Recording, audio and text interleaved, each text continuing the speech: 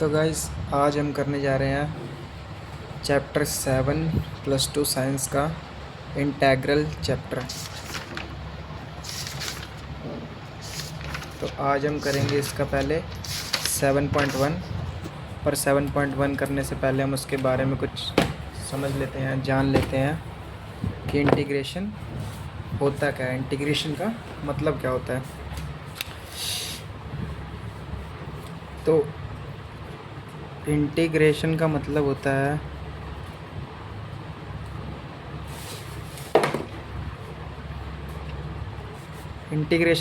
होता है इन्वर्स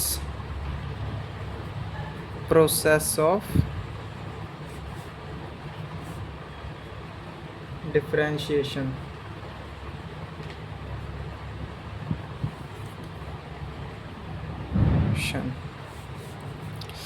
और इंटीग्रेशन का ऑपरेटर किसे कहते हैं? ऑपरेटर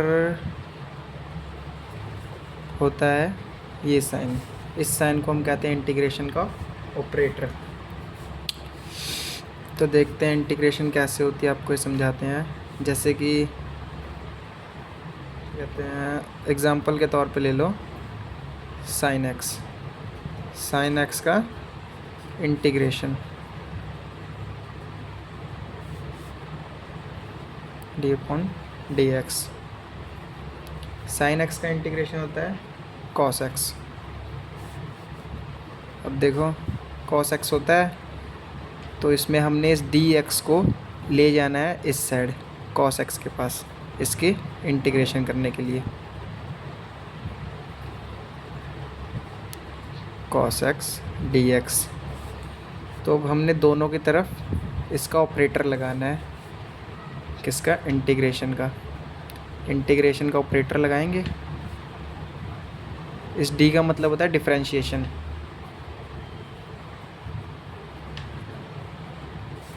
तो इंटीग्रेशन और डिफरेंशिएशन एक दूसरे के इन्वर्स प्रोसेस ऑफ डिफरेंशिएशन होते हैं, ठीक है। तो इसलिए ये दोनों कैंसिल हो जाएंगे।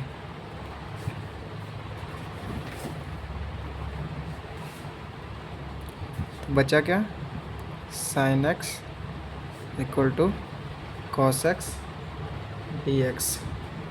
एक इधर भी लगाना था इसका ऑपरेटर, क्योंकि दोनों साइड काम कर रहे हैं ना। तो हमने ये लगाया, तो अब हमें ये पता लग गया कि cos x dx का इंटीग्रेशन होता है sin x।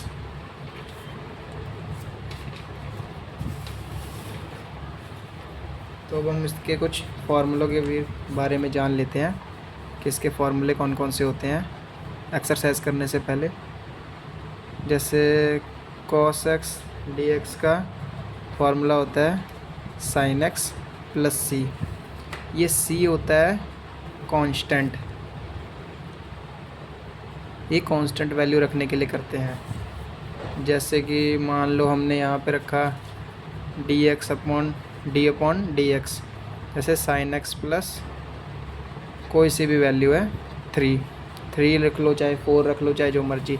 अब हम c इसलिए लगाते हैं इसका कांस्टेंट, ताकि चाहे ये वैल्यू जितनी मर्जी बदले, लेकिन जो ये sin x है ये चेंज ना हो।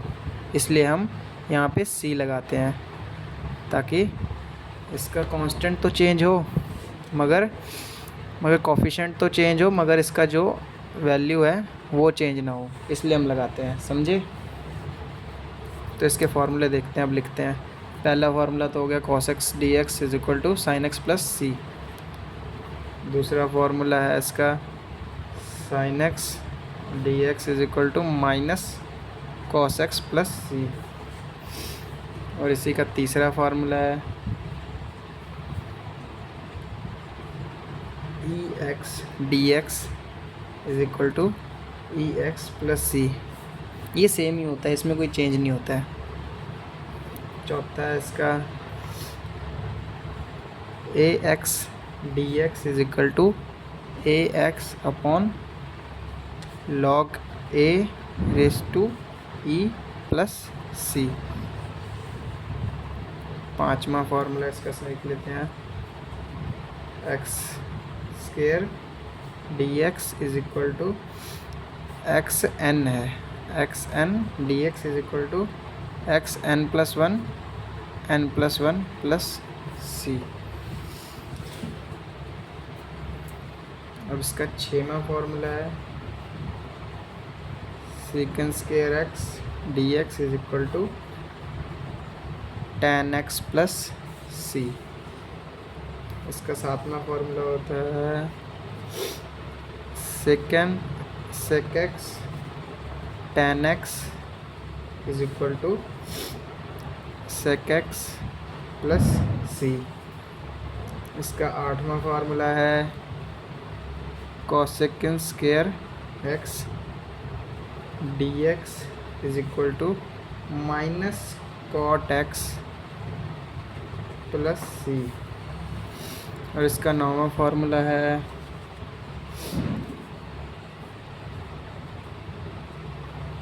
cosecant x cot x d x is equal to minus cosecant x plus c. और इसका 10वां फार्मूला है 1/, ये तो हो गए चलो अब ट्रिग्नोमेट्रिकल फार्मूले। अब देखते हैं थोड़े दूसरे वाले फार्मूले। 1/1 minus under root x square d x is equal to sine minus 1x plus c. तो इस तरह 10 फॉर्मूले लिखा चुके हैं। अब 11वें पे आते हैं। तो 11वां फार्मूला हमारा जो है वो है -1 under root 1 minus x square d x cos minus 1 x plus c. 12वां फार्मूला है 1/1 plus x square d x is equal to cos minus 1 x plus c. और जो हमारा 13वां फार्मूला है वो है गलत हो गया,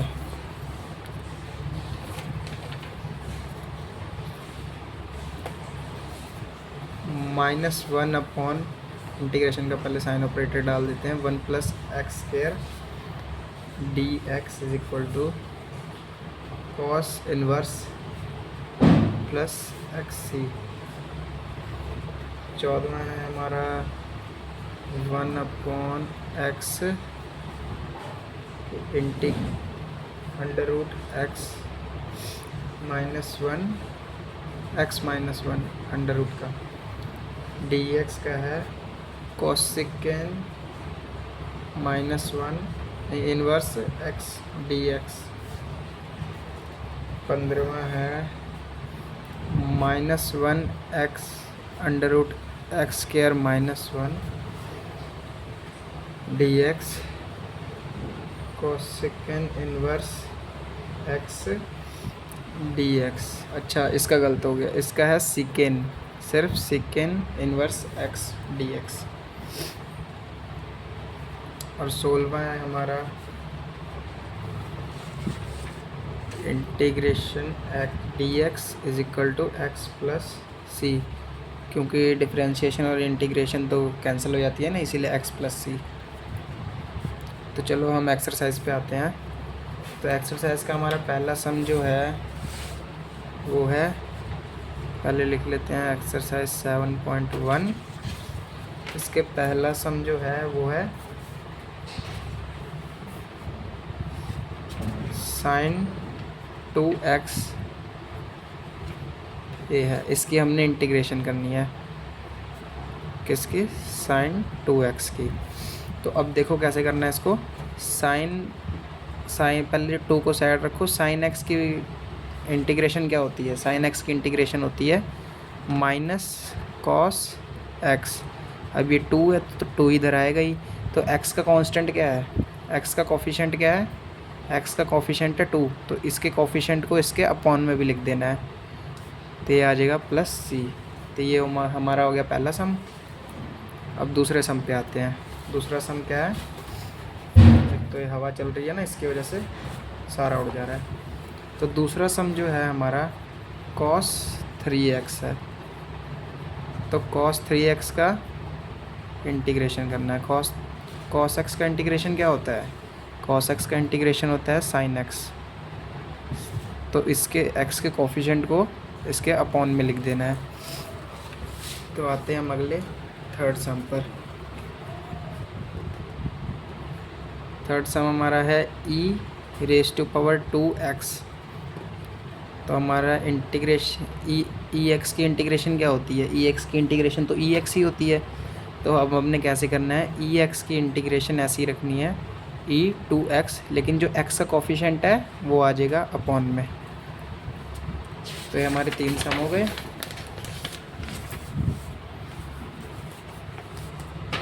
अब ये चौथा सम है। चौथा सम कैसे है?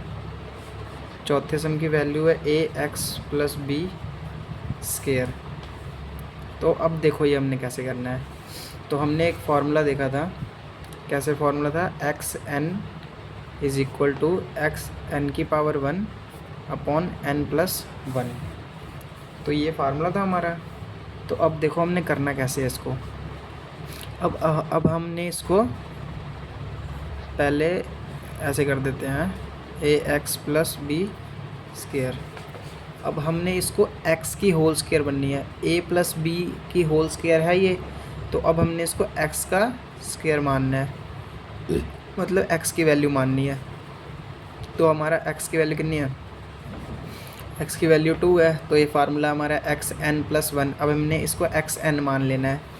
तो xn मानेंगे तो हमारा क्या आएगा? पहले ax+b 2+1, क्योंकि फार्मूले में है n+1 है ना। n हमारा है 2, तो 2+1 हो गया। तो अब हमने नीचे भी लिखना है n+1, मतलब कि 2+1। मगर x का कोफिशिएंट क्या है? x का कोफिशिएंट है a, तो ये भी आ जाएगा सामने। तो अब हमने कैसे करना है? ax+b 2+1 3, नीचे हो जाएगा 2+1 3a, 3a हो गया प्लस c। ये हमारा हो गया फोर्थ सम। अब हम फिफ्थ सम के ऊपर आते हैं। फिफ्थ सम हमारा क्या है? sin 2x -